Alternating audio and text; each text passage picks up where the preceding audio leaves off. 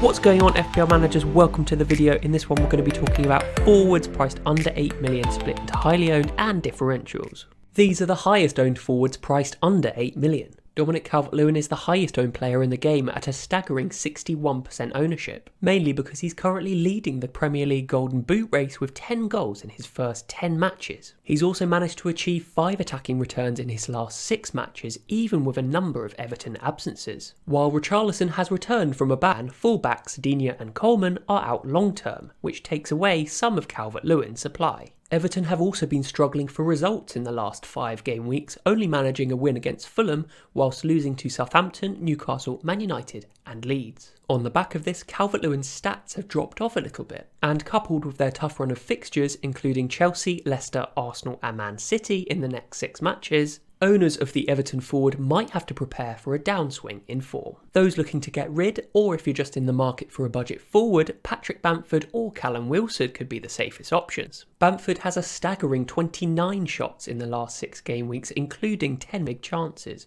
the most out of any player. However, his form has been, shall we say, erratic, with 4 blanks, a goal against Palace and a hat-trick against Villa. After Chelsea in game week 11, he has 4 very accessible fixtures in the next 5. West Ham at home, Newcastle at home, Burnley at home and West Brom away. Callum Wilson has been significantly more clinical than Bamford, with 5 attacking returns from fewer attempts. His next 4 fixtures are the main reason to bring him in, especially when the Magpies host West Brom and Fulham at St James's Park. The big difference between these two players is they play for teams creating vastly different number of chances, even though they've actually scored the same number of goals. Leeds have had the most shots in the entire league, while Newcastle have had the fewest. On paper, this bodes better for Bamford, but it really depends on your interpretation. We could say that Bamford is incredibly wasteful with his huge amount of chances, while Wilson is incredibly clinical. But if we talk in terms of floors and ceilings, if Newcastle continue to have the fewest shots in the league, Wilson is already at his ceiling and can either maintain his level of returns or see it fall, whilst Bamford is at his floor and can either maintain his level of conversion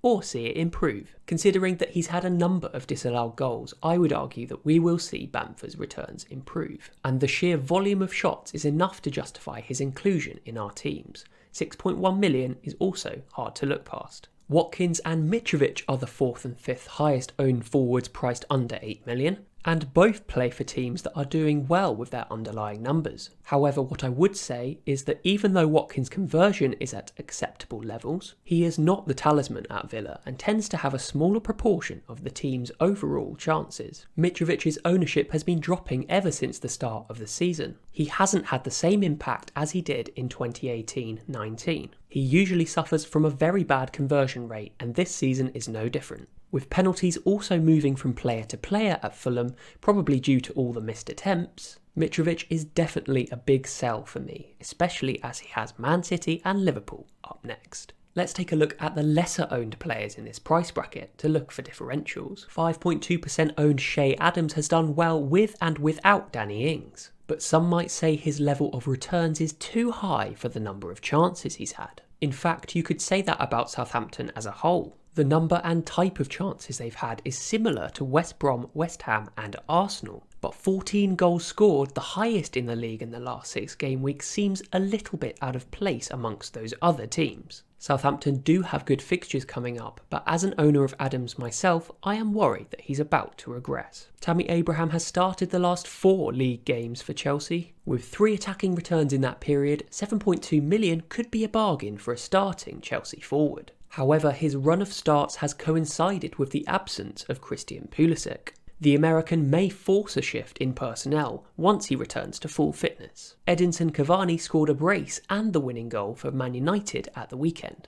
At 8 million, he just sneaks into this price bracket. If he can kickstart a run of 90-minute appearances, he could prove to be a handy differential at just 1.2% ownership. Ollie McBurney hasn't actually scored this season, but 7 big chances in the last 6 matches at least makes him a consideration. All of those chances came against Fulham, West Ham and West Brom. so perhaps against higher calibre opposition he may not be afforded as many opportunities. Regardless, if he can't convert them, he really doesn't represent an appealing FPL option. Danny Welbeck is last on the list and has looked lively for Brighton in recent weeks. He started the last 3 games and earned 2 attacking returns. He has pretty decent underlying stats for that time period and could do well in Brighton's good fixtures coming up.